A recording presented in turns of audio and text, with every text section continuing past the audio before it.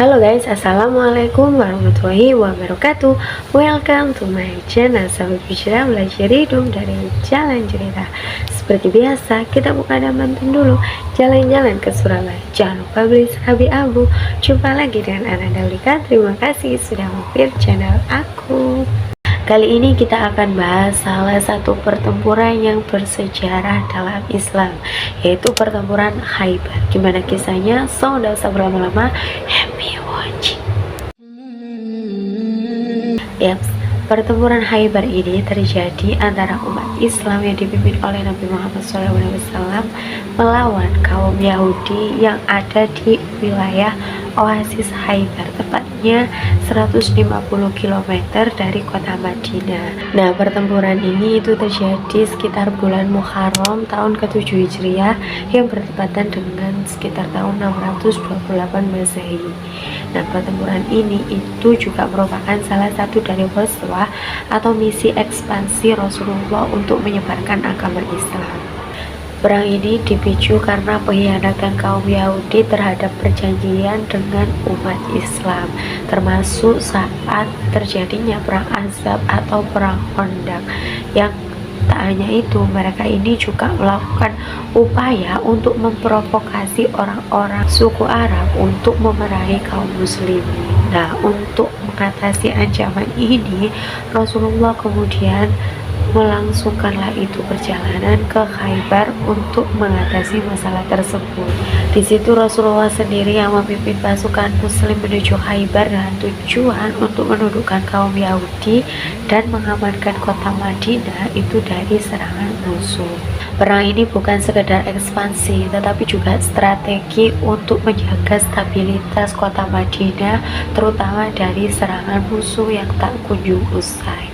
Akhirnya 1.600 prajurit kaum muslimin pun dikerahkanlah itu, sedangkan pasukannya kaum Yahudi ini lebih sedikit, tetapi mereka diuntungkan karena mereka ini memiliki benteng-benteng yang sangat kuat dan banyak.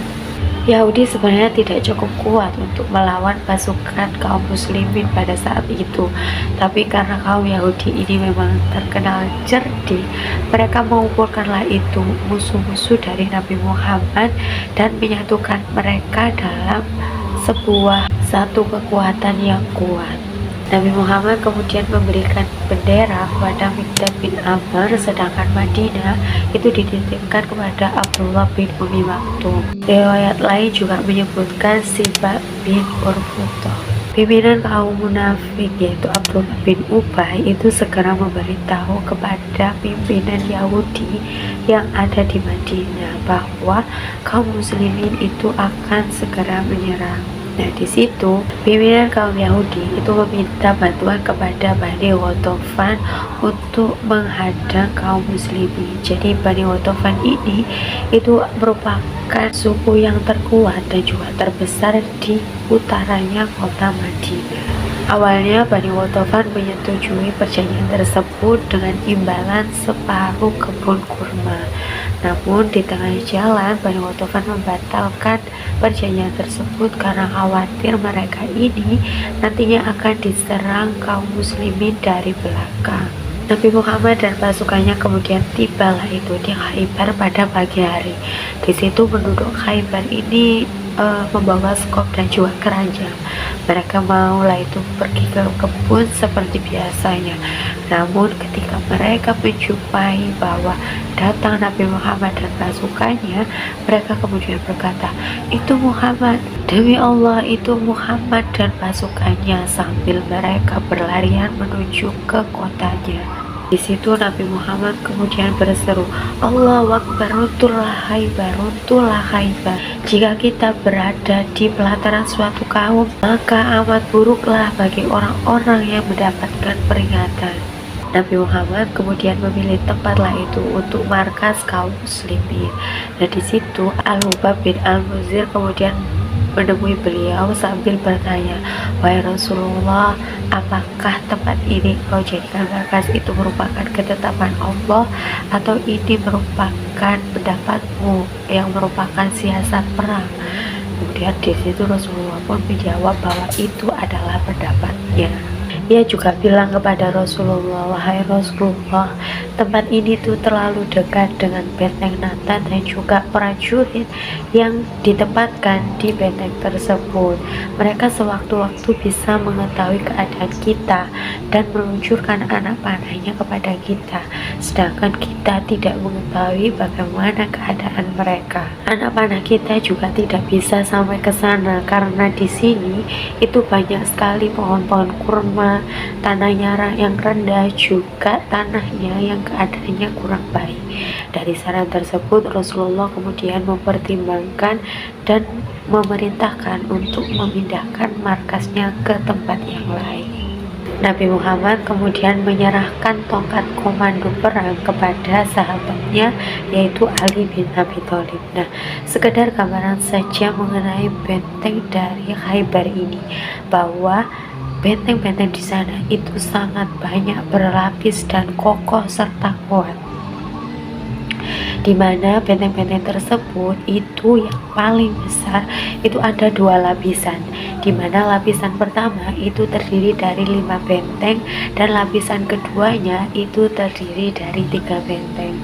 Di lapisan pertama itu ada 5 benteng, yaitu Benteng Naim, Benteng Asob bin Mu'az, Benteng Zubair, Benteng Ubay, dan juga Benteng Nizar. Kemudian di lapisan keduanya itu ada 3 benteng, yaitu Benteng Komus, Benteng Fatih, dan juga Benteng Salalim, serta benteng-benteng kecil lainnya. Nabi Muhammad kemudian menyerbu ke jantung pertahanan musuh, menembus benteng-benteng tersebut, di mana benteng-benteng itu terkenal kokoh. Bahkan pasukan Romawi pun yang terkenal kuat dan besar tidak bisa menembus benteng-benteng tersebut. Di pihak Yahudi, Salam anak Mishkam itu mengatur pengorganisasian dari prajurit Yahudi. Para perempuan dan anak-anak itu ditempatkan di benteng Watih dan juga Salalim.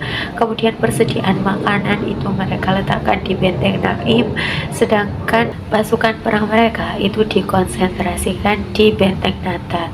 Salam dan juga prajurit pilihannya pun maju di garis paling depan. Nah, untuk bisa mengalahkan dan juga menundukkan pasukan Yahudi, mereka harus menembus benteng-benteng kuat tersebut. Nah, menyerbu 5 benteng di lapisan pertama itu menjadi hal yang sangat penting dan juga krusial sebelum mereka menuju benteng pada lapisan kedua. Dari total 8 benteng yang harus mereka tembus, benteng pertama yang harus mereka tembus adalah benteng Naim, di mana letak bentengnya yang strategis. Disinilah pasukan-pasukan Yahudi terpilih dan pahlawan-pahlawan Yahudi itu ditempatkan. Dan di benteng ini itu pasukan Yahudi sekitar 1.000 orang dikerahkan di benteng ini. Abu Thalib bersama orang-orang muslim pun menghampiri benteng tersebut, dan di situ mereka ini menyeru agar mereka ini mengikuti Islam sebagai ajaran yang benar. Namun di situ mereka menolaklah itu seruan tersebut. Bahkan raja dari pihak Yahudi yang bernama Marham itu menginginkan agar mereka itu melakukan adu tanding antara jagoannya pasukan kaum muslimin dengan jagoannya pasukan Yahudi. Sahabat yang pertama turun melawan Marham yaitu bernama Amir. Namun sayangnya di sini Amir menjadi orang yang pertama yang tewas dan mati syahid dalam pertempuran Khaybar tersebut. Sehingga ini membuat nama Marham itu menjadi semakin besar kepala karena berhasil mengalahkan salah satu jagoan dari pasukan kaum muslimin. Nah, di situ dia dengan begitu bangganya membanggakan dirinya bahwa dia bisa menghadapi pasukan kaum muslimin. Nah, di situ di tengah kesombongannya Marham, datanglah itu jagoannya kaum muslimin, yaitu Ali bin Abi Thalib, dan seseorang yang juga sudah dipercaya oleh Rasulullah untuk memegang komando dalam pertempuran Khaybar tersebut. Pertempuran sengit antara Marham dan juga Ali bin Abi Thalib pun terjadi begitu sengit hingga Marham pun berhasil terbunuh di tangan Ali bin Abi Thalib. Di situ Ali bin Abi Thalib berhasil memenangkan adu tanding antara Marhab melawan dirinya. Marhab yang terbunuh dalam pertempuran tersebut, saudaranya yang bernama Yasir itu tidak terima. Dia kemudian keluarlah itu ke medan perang dan ingin membalas kematian saudaranya tersebut. Namun Yasir berhasil dibunuh oleh Zubair bin Awam. Selanjutnya, Benteng Aswad pun berhasil ditaklukkan pasukan muslimin kurang lebih selama 3 hari di bawah pimpinan Hubab bin Butsir, dan mereka pun memperoleh banyak simpanan makanan dan juga ternak. Lalu pasukan Yahudi selanjutnya mereka berkumpul di Benteng Zubair. Benteng ini terletak di atas bukit sehingga pasukan muslimin itu sedikit sulit untuk menyerang mereka. Nah, di situ Nabi Muhammad pun memutuskan untuk mengepung mereka kurang lebih selama 3 harian. Dari situ kemudian ada seorang Yahudi yang berkata kepada Nabi Muhammad bahwa mereka ini itu tidak akan tinggal pusing, karena walaupun mereka ini mengepung benteng tersebut, mereka ini bakalan tetap aman-aman saja karena mereka mempunyai cadangan mata air yang bisa mereka jangkau. Mereka bisa pergi sewaktu-waktu kapanpun mereka mau ke mata air tersebut untuk mengambil persediaan minum agar mereka ini tidak kehausan itu. Nah, untuk bisa bertemu dan juga berhadapan dengan mereka atau memancing mereka keluar atau untuk bisa menghadang mereka, artinya mereka ini atau pasukan muslimin itu harus memotong jalan mereka yang menuju ke mata air itu kan. Nah, di situ Nabi Muhammad pun memutuskan untuk menghadang mereka ketika mereka ini menuju ke mata air. Jadi sebelum mereka sampai ke mata air itu, mereka atau pasukan muslimin ini menghadang pasukan Yahudi terlebih dahulu. Ketika mereka berhasil menghadang kaum Yahudi yang menuju ke mata air itu, kaum Yahudi ini juga berusaha untuk mempertahankan mata air mereka, ya kan. Nah, dari situ terjadi pertempuran sengit dan membuat satu orang dari pasukan kaum muslimin pun berhasil terbunuh. Sedangkan dari pasukannya kaum Yahudi itu kurang lebih ada 10 orang yang menjadi korban. Tak lama kemudian benteng itu pun berhasil ditaklukkan oleh kaum muslimin. Pasukan Yahudi pun kemudian pindah ke benteng selanjutnya, yaitu benteng Ubay.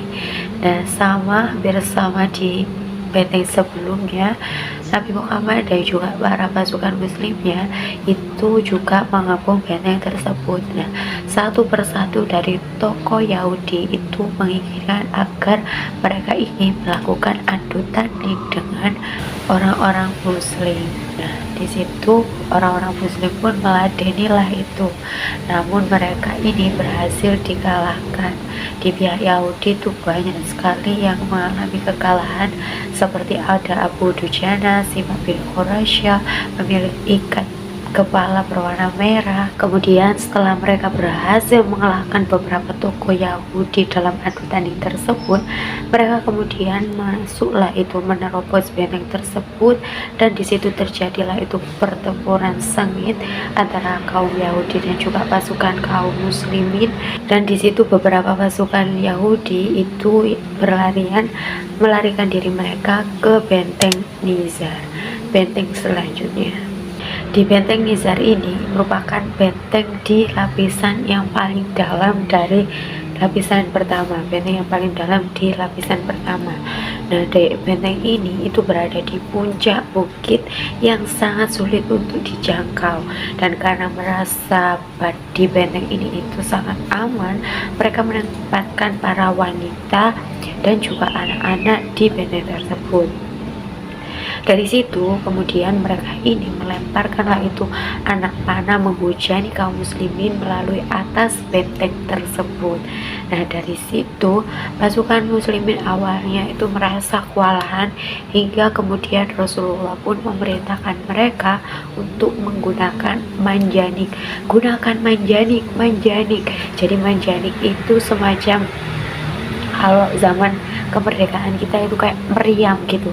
Akhirnya mereka pun melemparkanlah itu bola-bola menggunakan manjanik tersebut, hingga dari serangan manjanik tersebut sebagian dari benteng desa tersebut berhasil dirobohkan dan pasukan muslimin ini berhasil masuk ke dalam benteng tersebut.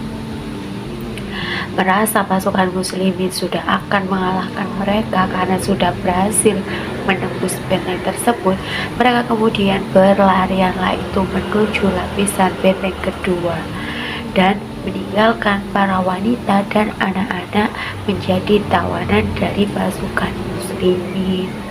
Pada 3 benteng berikutnya di lapisan kedua, ini tidak terlalu besar pertempuran seperti di 5 benteng sebelumnya. Di sini juga terjadi pertempuran, cuma pertempuran kecil. Pertempuran kecil itu dilakukan setelah kurang lebih 14 hari pasukan kaum muslimin itu mengepung 3 benteng tersebut.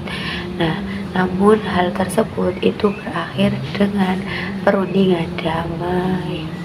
Pertempuran itu pun akhirnya berhasil dimenangkan oleh Nabi Muhammad dan juga kaum muslimin. Dari situ mereka kemudian berhasil memperoleh harta, senjata maupun juga dukungan dari kabilah setempat. Di situ pasukan Yahudi kemudian menyerah dan seluruh benteng pun diserahkan ke kaum muslimin. Nabi Muhammad di situ karena rasa toleransi yang tinggi, mereka memerintahkan kepada kaum muslimin agar mereka tetap melindungi kaum Yahudi. Pada benteng Wati dan juga As-Salim itu juga diperoleh kurang lebih 100 potong baju besi, 400 bilah pedang, 1000 pucuk tombak, dan juga 500 busur. Pasca perang, Nabi Muhammad sempat tinggal beberapa hari di Khaybar. Namun disinilah terjadi suasana yang kurang mengenakan karena Nabi Muhammad hampir saja terbunuh karena diracun. Jadi ada seorang yang bernama Zaid bin Haris yang berusaha untuk mencoba meracun Nabi Muhammad SAW melalui makanan yang dihidangkan. Nah, siapa Zaid bin Haris ini? Jadi Zaid bin Haris ini kalau kita ingat, dia ini tuh istri dari Salam yang tewas dalam pertempuran Khaybar sebelumnya. Jadi saat itu Zaid bin Haris ini mengirimkan potongan daging domba kepada Rasulullah. Nah saat itu ketika Rasulullah memakan daging tersebut, itu kok kayak rasanya ada yang aneh, sehingga Nabi Muhammad di situ segera memuntahkan daging tersebut. Namun salah satu dari sahabat Rasulullah yang makan sampai habis daging tersebut itu yang bernama Bishr al-Bara, dia pun tewas karena memakan daging tersebut sampai habis. Nah dari situ kemudian Zaid bin Haris dipanggillah itu dan menanyakan sebab dari perbuatan tersebut. Ketika ditanya oleh Rasulullah penyebab dari kenapa dia meracun Rasulullah tersebut, di situ Zaid bin Haris kemudian berkatalah itu bahwa jika memang dia seorang nabi maka dia akan lepas dari bahaya tersebut, tapi jika dia bukan seorang nabi maka kita bisa beristirahat darinya. Dari situ kemudian Nabi Muhammad pun memaafkan itu Zainab binti Haris dan ia pun memutuskan untuk masuk Islam. Namun di riwayat berikutnya dikatakan bahwa Zainab binti Haris ini meninggal karena mendapat hukuman kisos dari tuntutan keluarga Bishr al-Bara tadi. Khaybar telah ditaklukkan dan Nabi Muhammad beserta pasukan muslimin lainnya pun kembali ke Madinah melalui Wadil Qura, di mana Wadil Qura ini merupakan salah satu tempat Yahudi yang lainnya. Pasukan Yahudi setempat pun mencegat rombongan kaum muslimin tersebut dan sama seperti Khaybar, pasukan Yahudi pun berhasil ditaklukkan. Selain itu ada juga Yahudi Taima yang malah mengulurkan tangan perdamaian sehingga tidak terjadi peperangan. Dengan penaklukan tersebut, Islam di Madinah pun menjadi kekuatan yang utama di Jazirah Arab. Mereka kemudian menjadi tenaga itu ketika menjalankan ibadah di kota Madinah mereka. Dari situ Nabi Muhammad lebih berkonsentrasi itu dalam berdakwah dan membenahi moralitas yang ada di masyarakat. Sedangkan ghanimah perang atau harta rampasan perang itu dibagikan kepada orang-orang yang mengikuti peperangan tersebut. Oke teman-teman, itu tadi sedikit kisah mengenai pertempuran Khaybar, sebuah pertempuran yang sangat bersejarah dalam Islam. Dari sini kita belajar banyak sekali sikap-sikap yang dicontohkan oleh Rasulullah, mulai dari toleransi, pantang menyerah, kemudian selalu bertawakal kepada Tuhan Yang Maha Esa, bahwa tidak ada yang tidak mungkin. Terima kasih buat yang sudah nonton dari awal hingga akhir.